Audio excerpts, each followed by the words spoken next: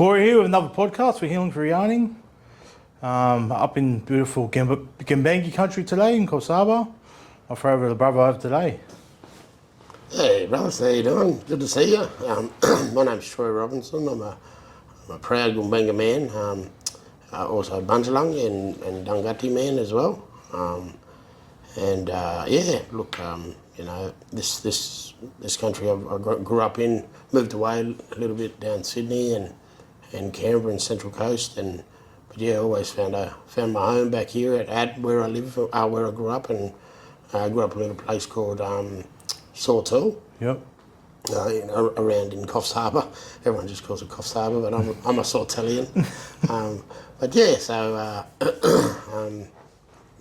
Pretty much just lived here most of my life, but except for about 8 to 10 years just down south. So Yep. but I'll do that in Gumbanga as well. So Ginigang Ujam, Darungo Jalinangagagu, and then on the Bija Troy Robinson, Yam, Gumbanga, Dungati, Bunjalang Negur Walk. Yala Garambilla Lobajar, Nila Gugumbu Girawa, Garambilla Lobajar, Darroy Laming, Ganambella Gumbanga Midawajar. So, however, I'm Troy, like I said before, and I also said that we're all mob and we're all friends coming together here on which we call Coffs Harbour Garambilla. So, just want to say welcome, my brother, from all the way down south. Thank you, brother. Thank you. We say Bardawai June, Big Smoke. Big smoke, eh? Diddley. Nah, nice, bro. So, growing up in Sawtell, how was that? Oh, yeah, good. Look, as a young fella, always had the river right next to us there, and the ocean. We call it Southeast Headland, and grew up in that place. There was always oysters and always fishing, good fishing spots. Little jump rocks, but we always have our fun. Made our own fun back in them days.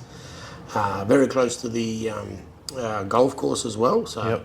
so always going getting golf balls and selling them to the old fellas and getting a couple of dollars there. $2 back in them days to get your Devon and chips. Love me or chips and gravy. So it was at a young age. It's always getting around the streets and Yep. grew up with my cousins just up the road and really good neighbours and. But Dad moved to Sydney, and so always had a relationship down with all my your brothers and your sisters down there as well, all the Robbo family down in Sydney and all my other family down there. So always back and forth from Sydney, but always found a home in Sawtell, Gillibro Crescent. So it was bloody awesome growing up. I just go down the river by myself, good old days, them days. I was pretty young too. Well, I wouldn't do it to my kids now. Yeah. They go down there by themselves. But, just grew up and oystering and getting my own feeds and like I said, going to the beach and bodyboarding and surfing all my junior life. Yeah. But always involved in sports, obviously, as well. Touch footy and my mum was like the guru of touch footy and always there and sort of grew up, as a young man on that touch footy field because Mum would have to come off and feed me and put me on the teat and run back on just so she could play. So touch footy was like the epitome of our family. But because my dad was a rugby league player, my big brother always grew up like with a footy in your hand and playing little. My older sister and my older brother would just play this 2-on-1 game all our every time, all our lives we just played out the front. I was this big and they were this big, and that's what taught me how to play the game of rugby league. So it was good growing up. It was always had something to do. So school and stuff, or schooling in Sawtell as well? Yeah, went to Saudi Public School for all the way up to Year 5, and then they built this other school just around. At the time, Mum had one of the first. Now we've got IBA and everything like that. Like Indigenous Business Australia, and we get housing loans and business loans through them. So back in the day, it was through Aboriginal housing. Yeah. So Mum was a single parent, and she went, no, I wanted to get this, this house for my kids, my babies, which we still have today, which is amazing. So when I was 13, my brother and sister had left at that stage. They were off doing big things and down in Sydney, in Butterwide room there, and and they. Mum moved into this house right where this new school was born, called it was called Baildon Public, but now they call it William Baildon. So yeah, I finished off my year 6 there, and it was a pretty good couple of years because I made the North Coast side and used to travel and went to all these places, and I'm still friends with a lot of them people that made that rugby league side with me and stuff. So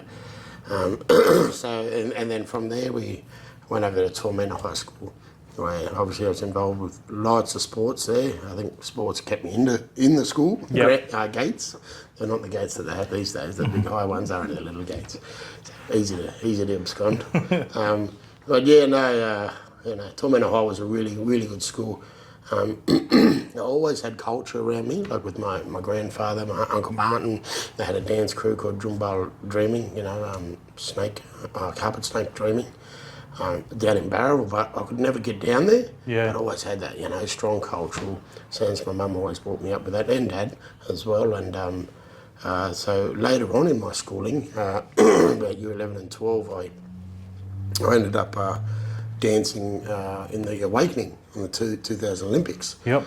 A lot of brothers and sisters came down there with us, and that they had this group from the mid-north coast that went down there, and so from Taree, I think, to Grafton or Maclean, Grafton area, and that was really a kick-off to my culture, because I was in year 12 and I was a 2000 leader leading into the 2000, so it was a big thing for me. And then after that I went down to Sydney then. So Well, that's the next question then, brah.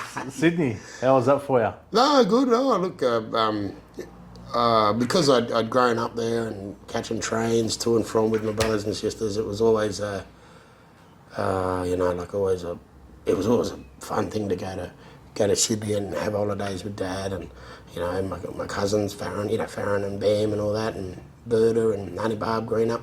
That always good to go down there because Dad always lived with them, so I always had mob there that, I think they lived on the block one time. Well, Dad never, but Auntie Barb did, so that was my growing up, living on the block, visiting all the time with Uncle Pedro down there. But yeah, it was always good going down to Sydney, and I've always wanted to go down there. So obviously when I turned 18, I danced in the Awakening, and then when the Olympics had finished, I ended up staying there that whole time. I didn't even come home. I didn't even collect my credentials, for, I think I got Sportsman of the Year award at school. And didn't ever go to my year 12 formal, when everybody else was like pumped up and wanted to do that stuff. I thought I just had something else envisioned, for my future. So I ended up in the state athletics as well for long jump and 100, and stayed down there. I went to a trial with Balmain Tigers, ended up making it through. So I got an invite to come back and start training with them. So I did all that and went to state. Went to go down for the closing ceremony, but I was a day late. They wouldn't have me come down in there. I was pretty peed off, but yeah, I didn't get to come home until about Christmas time. Yeah. Where school and everything had already finished by then, and all my mates and friends and all that, and they all took off and went on holidays, so I never really got to catch up with any of my mates. But yeah, like I said, I had something that I wanted to do down Sydney, and I seen there was, my mob down there that was really amazing footy players like Trenny and Nath, and I played a few knockouts with them, and like under 17s knockouts and that too. And I think I toured France in '99, and came back, and then after the knockout, the Rams had won it, so out at Dubbo. So my brother got picked in the Koori side to play the Papua New Guinean side out at Campbelltown, I think so. So as soon as I got off my plane, Trent and Nathan went, bro, you got to play in this Redfern side. We're playing Lapa. We got to go and smash them, bro. We got to go and smash them. Always that. You know, the Redfern and Lapa mob. So so we had a mad game prior to the curtain raiser to the Papua New Guinean side, and so I always had Nath and Trent and Travis and Rees and Paris and all the mob down there that I really looked up to as footy players and family like Auntie Christine, Auntie Trace and all that, Auntie Kim, amazing people, and just always let me into their homes. So wanted to definitely go back down to Sydney. So ended up going down there and pretty much living with Dad. Yep. Yeah, in his spare room and Gail as well and my brothers and sisters. So which made it easier. Yeah, made it easier. Because a lot of blackfellas come from the country. Yep. A lot of blackfellas, they don't make it because they don't have that support and stuff like that. So it was pretty easy with me. Dad was always supportive, always getting me mouth guards at the medical service there, booking me into appointments. Hey, you know you had an appointment? Dad, you didn't tell me. Oh man, I rush over. I just had a big bowl of Cocoa Pops too. Mr. Dentist himself. Oh yeah, he ran that medical service. Eh? And he loved it as well. Yeah. Well, now he's at the Blacktown Medical Service, I think now. Oh, he floats in any medical service, doesn't he? He just loves medical. He's looking to go on a bit of a trip, but which is good. He wants to go to WA drive too, mind you. Oh, yeah. Yeah, so he's trying. My old man done that. He loved it. Yeah. Yeah. You should talk to him about it. Yeah. Because he's really keen to do it. He's been talking about it for ages. He's trying to get a box trailer and stuff just to put all his stuff in. He could sleep in his van then. Yeah. One of his vans, anyway, he's always got a van, that fella. Oh, he's got about 100 kids. Yeah, I know, eh? But no, it's, obviously back home here now, and it was good times down in Sydney. Yeah. Met so many people, played footy with some really amazing people as well. Yep. Really good footy players. Nearly cracked it, but not as good as Nath, but Nath cracked the first grade. He killed it down there. Yeah. So, yeah. But how was it, I guess, playing or training and playing with Balmain in that time, going in there not knowing anybody? Yeah. Well, I didn't even get an invite, actually. Dad knew one of the coaches there. He's a black fella from Bayugal named Alan Hedger. Yep. And he worked for ATSIC as well. So so I went down there. Dad said, they got Balmain Tigers trial. I said, you sure? And so I just took my boots, took my headgear, and just tried out. And he said, look, the only reason you made it, and I remember him telling me, poor old fella, he passed away with bone cancer now. But he said, mate, the only reason why you got picked is because you did that chip and chase, and then you chipped over the fullback and scored. And I went, what? I didn't remember. I don't remember anymore. I said, okay. And he goes, yeah, other than that, you know. But that's how it is, you know. We get these country kids going down to playing with city kids that know link-ups and everything like that. So it was kind of, dog eat dog. Yep. They weren't passing me the ball, and so, you had to do something special, and I must have done that. So I was pretty happy with that because, with all these footy teams now, my actual team, I've always gone for Rabbitohs because my nan, but my all-time favourite team is Balmain Tigers. Okay. Yeah. Gary Jake was one of my favourite players. Yeah. And what I wanted to do... So you hate Ian Robertson, or...? No, he probably deserved it. Yeah, Gary Jake was busted up to his face. Yeah. So I've always wanted to play fullback on Leichhardt Oval.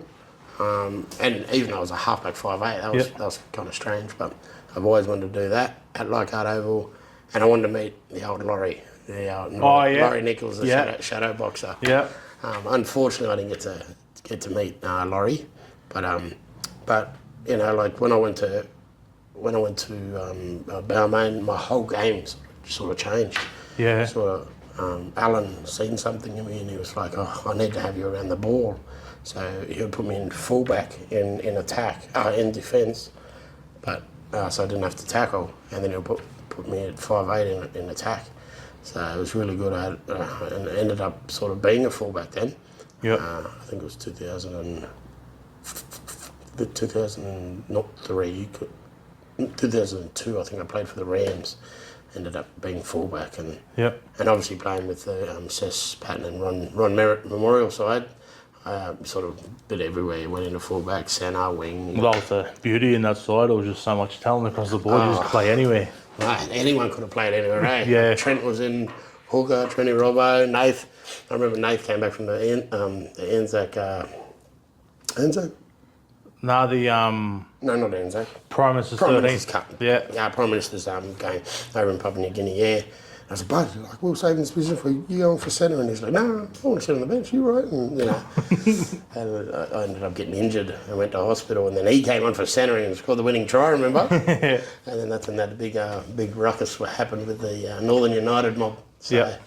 Yeah, but that was he came on and just killed it, you know? Yeah. So that's why I looked up to him and Trent so much, playing footy with him down there. But yeah, no, you know, just knockout footy, I guess, was a big thing for me, you know, like I was born up into the Rams. Yep. And then when I came through that Rams, it was like a brotherhood, which you get into, and you get it, you know, like these initiations and that, and all the people that were playing with me prior to me, because I was so young, just looked up to them. All my uncles and cousins, and you know, these are top grade footy players too. Yeah. Could have, would have, should have been the best. Like, Yeah. they're amazing footy players, and we have them in every bits of country around here, you know, as well. But yeah, so it was always hard to leave the Rams and go over to the Ron Merritt, Sess Patton. Yep. Sorry, Sess Patton, Ron Merritt Memorial side. It was always very difficult to go over to them, but yeah, I did it because Trent and Nathan were on my case every year, bro. Come on, Roger, come over. I was, yeah, and finally did it in 2004, I think it was. 4, 5, 6, yeah. So I won it in 2003. I played for the Rams at Maitland, I think it was, yeah. Yep. So, well, yeah, it was good times. And would have gave you the chance to play with Travis and Reese then too. Yeah. Me and Travis and Reese, yeah, I think they came in 05 and then 06, I think. Yeah. Yeah. And that's when 06 happened. I hurt my neck, and we were at the game, and then everyone scattered and went home. So, Yeah. you know, stuff this. We're not mucking around with this, right? Northern United can have it, whatever, or split it, whatever. Yeah. You know, because I think Gimbizi Warriors were still there. Bert and the boys we had to play them, Dion Maher and all the brothers. So anyway, I was there with my neck brace on, and me, the twins, Travis and Reese, and Wes were still there. And he said, no, then they did an announcement. You got 40 minutes to get on the field. We're playing. We don't care if he's on the field. We're going to play over you. And I was like, holy Callum, holy crap. I said, all our players are gone. You know, Richie Allen, PJ and all that were going south to Canberra. They were out in the M5, and the M7, sorry. And then everyone going back to the Central Coast. And so we had to get on the dog and bone, and we're ringing them, get back here, hurry up. So I was literally going to rip the neck brace off. I was in hospital all night. And but yeah, Travis and Reese and Wes had to go out. I think we had 8 players to start with, and then they just scored like 2 or 3 tries on us. Yeah. And then we came on, and then the players were showing up, getting dressed on the sideline, and then jumping on. And then we ended up I don't know how we beat them. Yeah. Oh, we had to go inside, but Yeah. but yeah, you know, memories like that in knockouts is probably what I do remember. Yeah.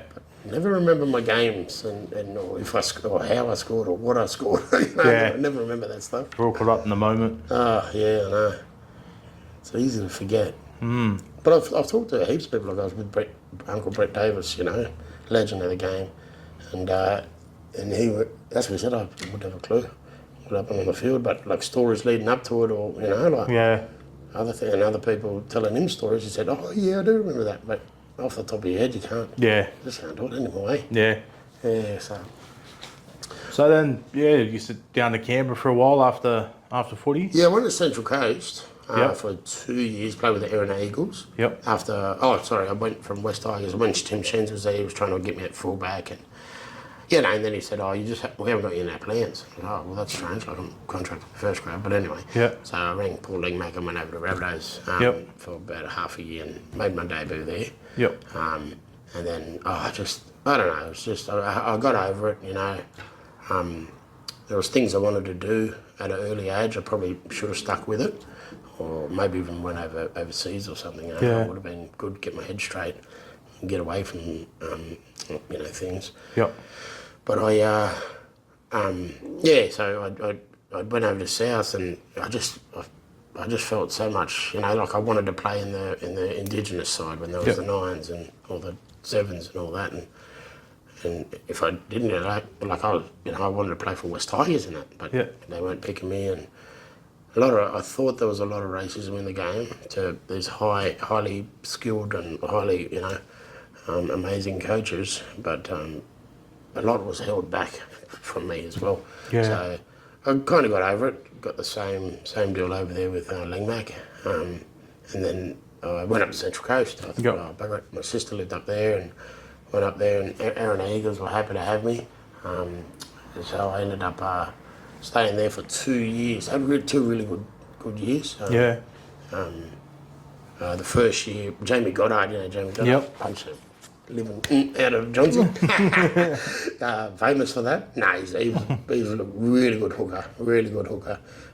So yeah, played off the back of him in the halves and fullback, and had a really good year. I think I made the New South Wales side that year for the Jim Beam Cup. Yep. So Matt Parrish was our coach. We went over to New Zealand for 2 weeks, and it was pretty good. Like been a couple of the brothers there, like we're playing against each other, but now friends for life. Yeah. I just bumped into Hamilton Hughes actually at the Oztag the other day. He was like, "Is that Troy Robbo?" And so it's been 20 years plus, Yeah. It doesn't feel that long, but and had two really good years. Like Jamie Goddard said, basically, I'm ringing Desi. I want you shouldn't be here. You should be down there. I'll ring Desi for you. You can go to Manly. And I don't know. You're right, brother. You're right. And the coach we had, he was a New Zealand guy, Trev, and he was like, "Bros, after this year, you'll come into Auckland with me. You'll come and play with them." And so all this stuff was still at my beck and call, and I don't know. I think I just got over the whole life of a footy player. Yeah. I sort of showed that with, my training abilities and not always playing good footy. Yeah. Don't get me wrong, but just keeping up with the gym and stuff like that. I wasn't motivated enough, I guess. Being professional off the field. Yeah. And I lack in that era or that area. Yeah. So it was a bit, I don't know, touch and go. But like I said, played really good football. People were trying to throw money at me. That wasn't something I cared about. Was money. I cared about the morale of the team and camaraderie of the brothers and that. And I look forward to Mad Mondays. Yeah. That's all I sort of played the game for, Yeah.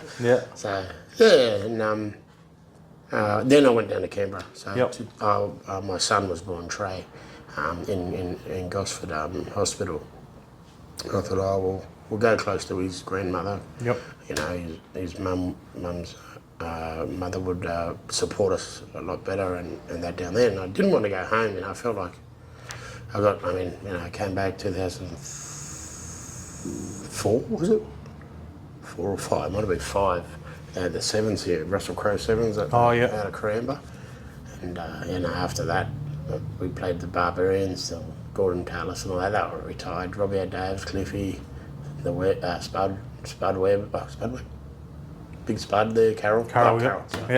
Spud Carroll and Mark Geyer and all that. I was pumping them, I was having a good game against them. And Russell goes, "Hey," heard of it, because he was watching the game, and I crunched to the boys there, Geyer and Carroll. Yeah. And he was like, offered me just an open contract to come back to Coffs Harbour and play for Rara with Uncle Brett and Matt. I said, the money's not as good as what they do at Central Coast. And he's like, "Oh, mate, it won't be as good as what I can do for you." As Uncle Brett was passing me, I went and had a few beers back at the Coffs. He was waiting. He's here now. Don't even talk to no one. Come here. And he's like, "Here, write a number on this coaster." I just wasn't about the money. I just, like I said, it was for my kid. He wanted to go back down. Wanted to go to Canberra where it was near family and safe. So ended up playing with Richie Allen. Richie Allen had a few years with us with the memorial side. Yep. Uncle Ron and Uncle Seth's, memorial side. So he was our 5'8", I think, or halfback. Yeah, so Rich, and then I think he went to a lock. So yeah, Rich was he was the coach down there. And anyway, I said, I was saying to my ex, we should move down to Canberra. I reckon it'll be good, Yeah. Next day he rang me. I don't even know how he got the news. Little black fly for the grapevine. He rang me up. Bro, you come down there? I said, yeah, do you know that? Like, I literally made the decision yesterday. Yeah. So they fixed me up and fixed us up, got us moved down there, and yeah, it was good. Bloody cold down there. I didn't like the coldness, but Yeah. it was. I ended up getting adapted to it, I guess, working, and so I ended up getting job because when I was at West Tigers, I was doing a traineeship, working with ATSIC, Yep. Aboriginal and Torres Strait Islander Commission, and then that really fixed me up to got a certificate to get back into government work. So I went down to Canberra and got into Attorney General's department. So I was there for about a year and a half, and then I went over to what's it called? IATSIS. Yeah, Yep. What is it? The access unit, the audiovisual access unit, where we digitised all photographic, sound, and visual stuff. Yeah. Put them in these vaults and stuff like that. So yeah, got to do that. Travelled all around Australia with that one for a year, which was really good. That made me sort of the front person. I don't know why, but front person, and travelled with the bosses and got to go to Palm Island and places like that, Fitzroy Crossing, and so yeah, that was pretty cool. We got to travel, not too much worrying about rugby league then, Yeah. So, but still played some really good footy down there. I think I made the Monaro side, obviously, and played Big Grant Squasher Wooden. He played with us at Central Coast the second year when I was at Erin Eagles. So I got to play with a couple of those guys that I played with before, which was really good. But so travelled pretty much everywhere for about 9 years. Yep. Just worrying about footy and dragging my family around, and sort of gets a bit monotonous after a while. Yeah. And then after that, I came back and met my wife. We've known each other for a long time, for all our lives pretty much. Yep. Our fathers played footy together, and we hit it off from then on. Oh, nice. Yeah, I think so. I came back and coached Bellinger Magpies Yep. in 2008, I think it was. And then because my kids went back down with their mother to Canberra, I moved back down to try and be close to them and try to get some work and play footy down there and stuff like that. And I was just doing labour and stuff and not really doing anything that I feel I could have done more of. Yeah. So halfway through the year I came back and played with Crofts Commons with Uncle Brent and Matt Donovan and all that, and Ricky McGrady was there. He was a gun. And then ended up coaching again a few times. Bellinger, I think I've coached him 3 times now. Yep. So just sort of stuck back around with footy, but tried to make a name for myself with work and doing something that I really, really enjoy, Yeah. So worked with NRL, worked with education in like schools, just an SLSO and Yep. a support person. So never really got the AEO position. But just stuck around there and led me to a job actually in the university for about eight years. Okay. I was with them. So after that, I was helping my mate out with this, what we've got going here with Bullard Mulya and Younger and Aboriginal Corporation. So I ended up, he sort of poached me and said, Bryce, you want to do this? After I was doing volunteer work and everything like that. And he goes, yeah, you want to do this? I haven't got really much money in him, but I want to match what you're getting at the uni and stuff like that. And so I came over and did 2 weeks with him, and sort of loved it, doing stand-up paddleboarding tours, doing on-country stuff, all our programs that we have. So that's where I just came from now, like a Grui Learning Centre, GLCs. So we have one in the south of Coffs, near William Bowden, with some of them kids from the school I went to. All the way up to Sandy Beach. we used to do it at Yarrawarra. Yep. The learning centre's got a bit too far away, but and then we did it also at and then that's on Tuesdays, and then on Wednesdays we do it just here at the Botanical Gardens. Yep. So we used to do it at the Land Council, but we moved down there. You know, they support us heaps down there. So yeah, and just teaching our kids how to read and do their homework, and you know, whatever they need support in, and also doing a bit of cultural stuff. Got paint all over me from painting artwork with them there today. Yeah, so do a lot more as well, but yeah, that's, you know, Bula de Mulia just means two paths strong. Yep. So teach them be strong in their culture because it's already there with them, and but also educationally, you got to have your education as, your foundation.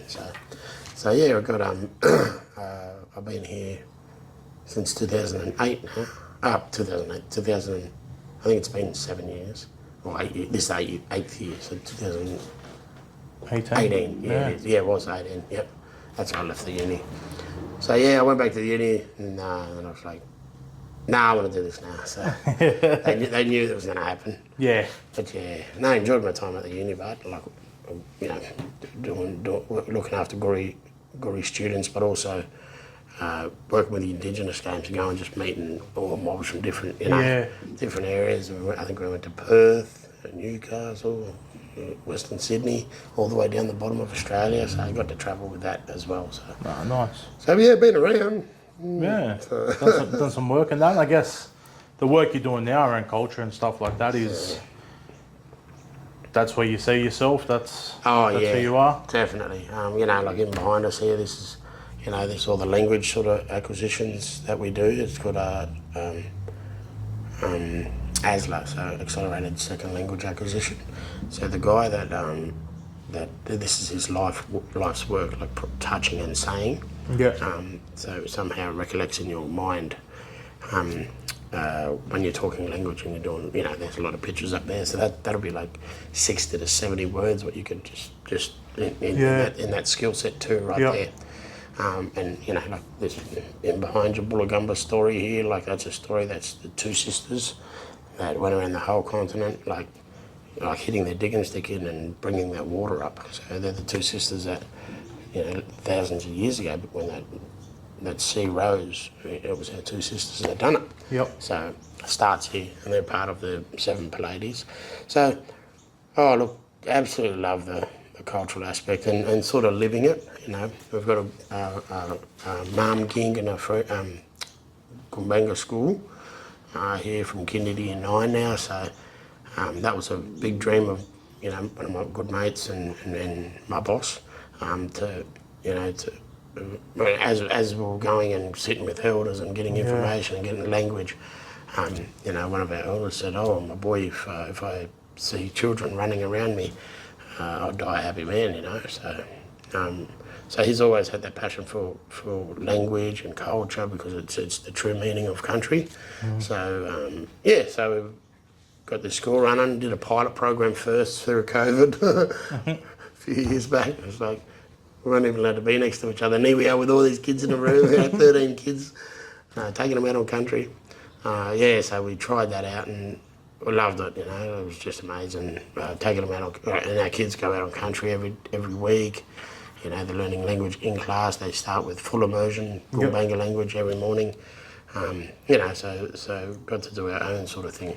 Unfortunately, we have to go through NESA and stuff like that with the education stuff, but you know, we're doing it our own way. So that what we do out on country meets these demands and stuff like that. So yeah. But before we got that done, you know, we pretty much just had our Guru Learning Centres. We started with a caravan going up to Sealy Lookout and to the medical service here at Gullambilla. We started just going and setting up, you know, coffee that because we're a social enterprise and everything goes back into our children's education and culture. So looking at Bamanak, like this morning I did a tour at Moonee, and it was pretty amazing. We're on country and, you know, having a paddle in, and then I showed them one of the big middens that's up in Moonee, and then 2 weeks ago I spotted these bones. I ended up grabbing them today like they were underground, and put them up so that they're a bit safe from the high tides. Yeah. And then I'm going to wood or smoke and put them back in. So like massive, it must be a tibia or a fibula, one this big. Wow. And then a hip bone about that big. Wow. It's like, holy crap. And then I was walking out, get back on the paddleboard, and I found just on the sand dunes, I put it on the paddle, and it was just another bone, but it was crazy. Like, Yeah. you know, because a lot of our middens, or we just say meadow here, like sacred sites, 90% burials as well. Yeah. So, you know, after they cleaned all the shells and bones, they'll do this as a process with our people as well. Yep. So, yeah, it's, you know, that you can't you know, all that feeling of oh my God, like there's hundreds and thousands of years old bones. Yep. So I found a coccyx, the first vertebrae of I didn't realise it was a female. This is when I first started with Clark. This is what got me interested. I was always interested, but like I was just like, wow. Like, so yeah, we came back to the surveyed the place, got all the artifacts, everything, buckets, and went and buried them back up the top. But yeah, that people took that bone and came back. It was, the young girl was over 1,500 years old. Wow. Yeah, so. Wow. Yeah, that would have hooked you. Yeah. That would have been just like, this is It did it, and all Clark said was, come out to Moonee. There's a lot of sand out there, like, and people reckon they're picking up bones. I was, really? And went out there, and yeah, we found 2 straight away. So it just shows, like our people were here, and people talk about it and say, oh yeah, we 100 years ago, whatever. But here we can actually, while we're doing culture, we can actually see it in the country. We can actually feel it in the country, and so that's what really got me to do this with Clark, and like I said, it's always been with me, my culture. Yeah. Now I've just and that grandfather that I was talking about, Uncle Pop Martin, he left like the smokings for me to do, and he's getting old now, so I'd rather do it for him. So I've got a lot of responsibility on country now, and it's as we all do, so this is really good culturally that I could do this for my community and have a positive. Like for instance, the smoking ceremonies, people think, we shouldn't do them, rah, rah. I tell much more of a story, like from what I've learned from Pop, like why we do it. Yeah. And as you would know, we do it to cleanse the body and that. So just little things like that I could, and because I'm not on TV telling everyone, but I'm telling that one person. Yeah, well, that collective that you're doing it for. Yeah. And that's the thing with smoking, there's multitudes of different reasons of why we do it. But for us to sit there and explain every one to you, we just take right. Pregnancies, morning sessions, dance sessions, to eat sessions, everything. Like so, it was always one to welcome people into other countries and that as well too. So this is what they just don't understand. So, but no, it's been good. It's been a journey. Always busy. Yeah. Always busy, but good busy. Being out on country today, like we were literally paddleboarding over this deep of water with like flatheads like that, like just staying on the surface, and normally they just take off. Just like wow, like I've never experienced that before. Like big stingrays, like massive stingrays like this. So it was a really special morning this morning. Oh, that's beautiful, bro. Yeah, it was deadly. And what about so how many kids you got, bros? I got 6 all up. I got 3 boys down in Canberra, 21. 20 and 18, he'll be turning 19 this year. Trade training in Takiri. And then I got a stepson, my partner's son, he's 20 this year, I think. The same age as my middle boy. So he's 19, 20. And then my 2 baby girls, 13 and 10. The 2 bosses. 2 bosses. They're into their sport. Obviously, one's at footy training now. There's a program where they're doing just to get kids interested in footy and that. Clint Greenshields is a big part of that. Clint played for like Catalans and played for France as a fullback. in the World Cup, and I think he played for Saints and Broncos. So yeah, he was my 5'8" in Sawdell Panthers, and I was his halfback. And we went through from under 9s through under 16s undefeated.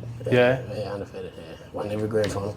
So yeah, he's doing all that stuff, which is really good. He still stays with the rugby league. I can't stand it anymore. yeah, Could not be bothered with it. I don't want to go to rugby league actually. I would rather stay in the basketball. But the other little one, the 10-year-old, she's smashing it in basketball in the reps, and she's killing it. So, and Jayla was too, the older one. So Jayla's the 13-year-old, and Deja's the 10-year-old. Yep. Yeah, so, they love sport, which is good. Yep. Yeah. And for the other people coming through here, you've got a couple of cafes that you run. Yeah, well, we got our canteen and cafe at the school. Yep. So the kids now, we've opened up the school a lot more now, and the kids can actually go up there for lunch and buy some things, which is good. And just up at Silly Lookout here, we got a cafe up there. I mean, it gets busy up there, but unfortunately, we just sort of can't. Sometimes it's days you get nothing. Yeah. So we can't sort of, keep paying people and not getting that money, So we ended up just opening on weekends, but through the holidays, every day in the holidays, which is good. So yeah, my wife does all the catering and stuff here for our organisations, just in the back room here. Yeah. And so we've got a catering team, and we do that through the kitchen over at the school, which is cool.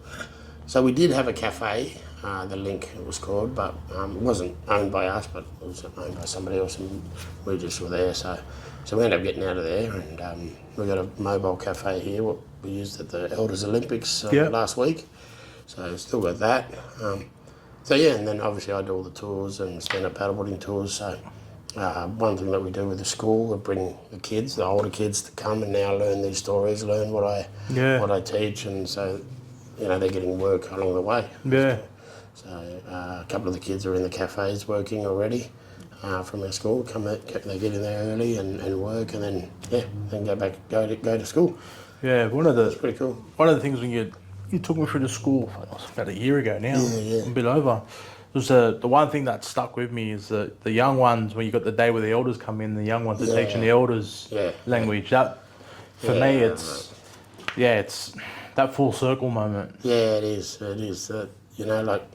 And it's sad because sometimes the elders won't want to talk, because of what happened back in the day, what happened to their mothers or fathers or aunties or uncles. So it's really hard for them to be around language sometimes, but when they come in and hear the kids, it makes them so proud, Yeah. And trying to teach them, be respectful, like ask for cups of tea, get them chairs, and all this stuff that I grew up learning. I want them to learn that. Yeah. My kids are like that, like I'll tell them, snap out of it now, hurry up, get a chair for Nan, or get a chair for Auntie or Uncle. Yeah. So, but everyone's got to be like that. Yeah. We got 2 words in our Gumbaynggirr language. We're saying rang rai, so giving but also receiving. You got a lot of takers in this world. We don't want to take, we want to receive. So that what goes around comes around. Exactly. Positivity, love, respect. That'll come back to you. So exactly right, bro. That's how people sort of lived. So but pretty comfortable where I'm at now, and the family's all a part of it. We just got back from New Zealand. Yep. Me and the 2 girls went over and danced. We just literally moved house too, so that's my case. My wife didn't come with her son because normally we go over with the family, but we every time we dance on Waitangi Day, which is like a invasion day. Yep. Survival day over here.